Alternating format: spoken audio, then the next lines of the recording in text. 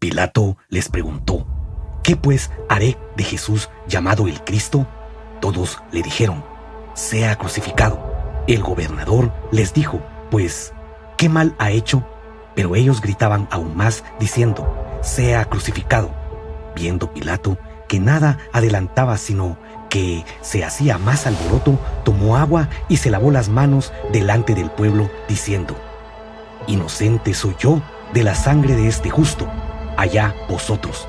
Y respondiendo todo el pueblo, dijo: su sangre sea sobre nosotros y sobre nuestros hijos.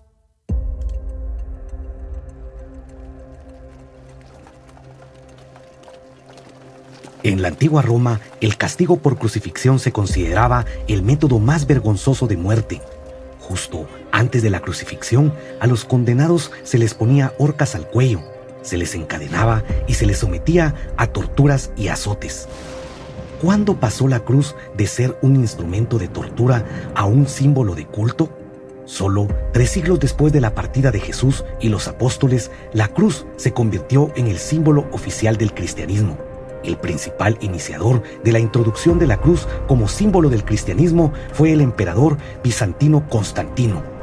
Según la leyenda, en el año 312, en vísperas de la fatídica batalla, supuestamente vio en el cielo el signo de una cruz ardiente con una inscripción: con este signo vencerás. Y por la noche, supuestamente el propio Jesús se le apareció en sueños y le ordenó hacer una bandera similar a la que vio en el cielo. Por la mañana, Constantino ordenó dibujar una cruz en sus banderas. Ganó esa batalla, pero Jesús dijo: no matarás. ¿Cómo podría aparecer Jesús para otorgar la victoria a alguien en una batalla sangrienta? Sacrificios y asesinatos solo son necesarios para el príncipe de este mundo. Entonces, ¿quién se apareció a Constantino y le dio su símbolo? Gracias a esta batalla, Constantino se convirtió en el único gobernante del Imperio Romano de Occidente y consideró la cruz una garantía divina de victoria. Un año más tarde, decidió legalizar el cristianismo en el Imperio Romano, firmando el edicto sobre la libertad religiosa. Como resultado, el cristianismo obtuvo el estatus de religión y la cruz se convirtió en el símbolo de la fe cristiana. Por cierto, la cruz también se encuentra en las antiguas monedas romanas como símbolo de victoria sobre el enemigo. Fíjense, el símbolo de la victoria sobre el enemigo. Y aquí surge la pregunta directa: ¿de quién es este símbolo y quién es el enemigo del dueño de este símbolo? Estos son los símbolos del trofeo de la victoria en los romanos. ¿No le recuerda nada? Un trofeo es una cruz que representa a un dios vestido con armadura que otorgó la victoria al ejército. Según el historiador y arqueólogo Gilbert Picard, el trofeo, que significa la cruz, no es más que la estatua de una divinidad armada. Según los científicos, los griegos y los romanos creían que este dios les concedía la victoria. El dios arrebataba las armas y armaduras al enemigo, simbolizando la impotencia en la batalla, privándole de la capacidad de luchar. El trofeo se alzaba en el campo de batalla tras los combates. Constantino no fue el primero en utilizar el símbolo de la cruz en la guerra. Surge la pregunta: ¿a quién llamaban su dios?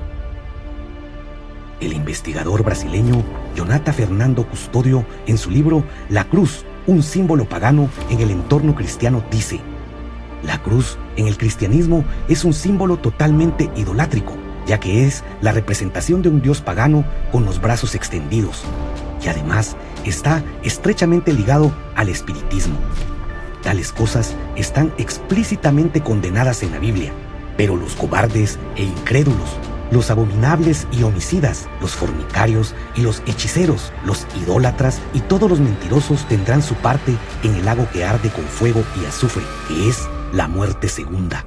Constantino introdujo este símbolo por una razón. El símbolo de la cruz atrajo a muchos paganos al cristianismo porque era su símbolo, mientras que entre los primeros cristianos la veneración de la cruz provocó protestas. En el siglo II, Minucio Félix escribió en su obra Octavio: en cuanto a las cruces, ni las adoramos ni las deseamos. Vosotros sí que consagráis a dioses de madera, y adoráis acaso las cruces de madera como si fueran parte de vuestros dioses.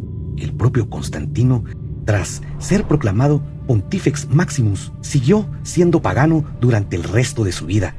Existe la opinión de que solo se convirtió al cristianismo en su propio lecho de muerte, pero aún se desconoce si Constantino fue realmente bautizado al final de su vida. Para que conste, el propio emperador pasó a la historia como un gobernante sanguinario y cruel. Ejecutó a su hijo mayor, Crispo, y a su esposa, Fausta. Constantino no se detuvo ante nada en su camino hacia su autoridad única. Los cristianos eran su electorado, sin el cual le habría sido imposible conservar el poder. Recordemos quién tiene el poder en este mundo: el diablo. Al tentar a Jesús en el desierto, dijo que el poder sobre todos los reinos le pertenece a él y se lo da a quien él quiere.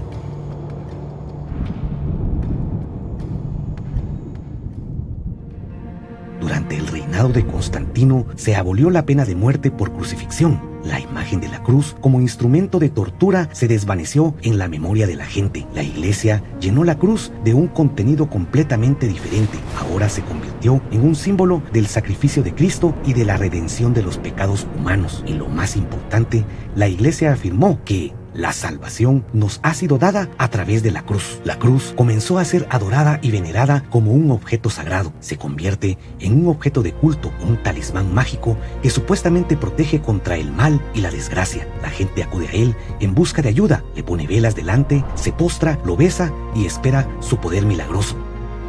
La cruz debe ser adorada de la misma manera que Cristo.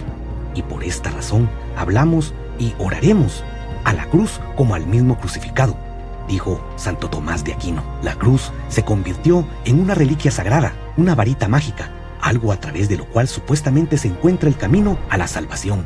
Aunque Jesús dijo que solo hay un camino a la salvación y es a través del amor de Dios y al prójimo. De hecho, la gente ha olvidado de qué hablaba Jesús.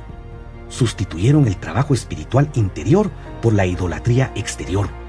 El amor verdadero, instrumento de salvación, fue sustituido por un instrumento de cruel tortura, por una cruz cuyo culto pasó a primer plano.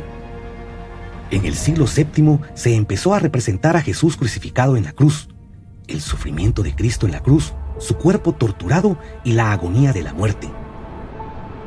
¿Qué siente una persona cuando ve algo así? Dolor, compasión y miedo. Pero la iglesia lo presenta como un símbolo del amor de Jesús por la gente, porque, según ellos, no habría salvación sin la crucifixión. ¿Es esto cierto? Volveremos a esta pregunta más adelante. Si la cruz realmente poseyera el poder divino, Jesús habría sido el primero en ofrecérsela a la gente. Sin embargo, no fue él quien dio la cruz a la gente. Fue la gente misma, instigada por Satanás, quien le dio la cruz. La cruz que él llevó al Gólgota y en la que fue crucificado. Y ahora ellos elevan esa misma cruz como un símbolo divino. Pero, ¿quién es el Dios cuyo símbolo ésta representa? Contrariamente al sentido común y a la humanidad, un cristiano deifica el instrumento de tortura y tormento y lo venera como a Cristo mismo. El crucifijo se cubre de oro y joyas, se cuelga del cuello, se besa y se le reza. ¿Y si Jesús no hubiera sido ejecutado por crucifixión, sino por ahorcamiento o decapitación? Entonces, ¿rezaríamos y veneraríamos sagradamente la horca o el hacha? Adorar la cruz en la que Cristo fue crucificado, rindiendo un honor especial a la cruz, nos hacemos cómplices del cruel asesinato del Hijo de Dios.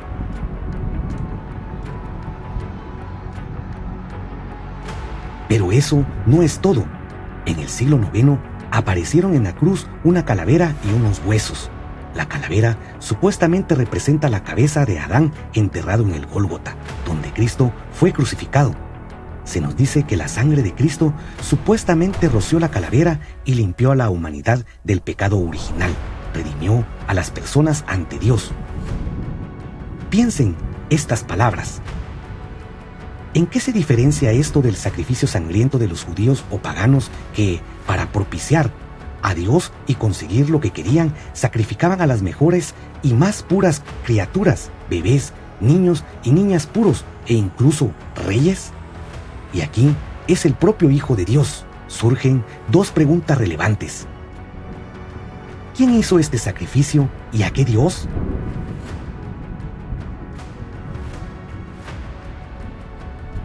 Hoy en día, todo cristiano cree que Jesús se sacrificó para redimir los pecados de los seres humanos y que así era la voluntad de Dios.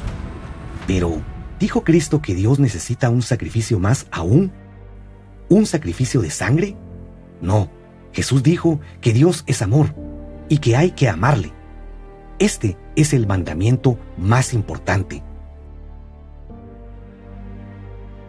Jesús también dijo, si quieres entrar en la vida, guarda los mandamientos. No matarás, y cualquiera que mate será culpable de juicio.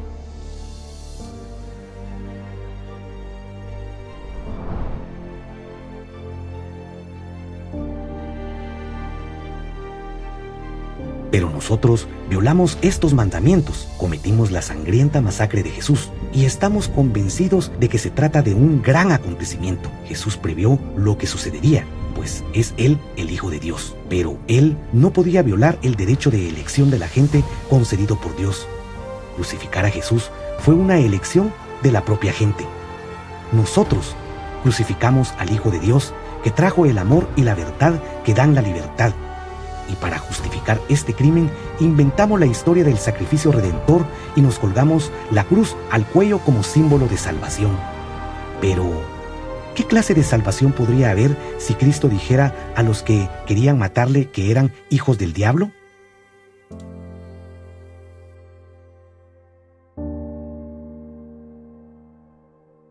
Jesús dijo, yo hablo lo que he visto estando junto al Padre. Y vosotros hacéis lo que habéis oído junto a vuestro padre. Pero ahora intentáis matarme a mí, que os he hablado la verdad, la cual he oído de Dios. ¿No hizo esto Abraham? Vosotros hacéis las obras de vuestro padre. Si vuestro padre fuera Dios, entonces me amarías, porque yo de Dios he salido y he venido, pues no he venido de mí mismo, sino del que me envió. ¿Por qué no entendéis mi lenguaje? ¿Por qué no podéis escuchar mi palabra? Vosotros sois de vuestro padre el diablo, y los deseos de vuestro padre queréis hacer. Jesús dijo que todos los que vieron lo que él había hecho, pero comenzaron a odiarlo, odiaron también a su padre. Y eso no tiene perdón. Dijo, acordaos de la palabra que yo os he dicho. El siervo no es mayor que su señor. Si a mí me han perseguido, también a vosotros os perseguirán. Si han guardado mi palabra, también guardarán la vuestra. Pero todo esto os harán por causa de mi nombre, porque no conocen al que me ha enviado. Si yo no hubiera venido ni les hubiera hablado, no tendrían pecado. Pero ahora no tienen excusa por su pecado. El que me odia a mí, también odia a mi Padre. Si yo no hubiera hecho entre ellos obras que ningún otro ha hecho, no tendrían pecado. Pero ahora han visto y me han odiado a mí y a mi Padre.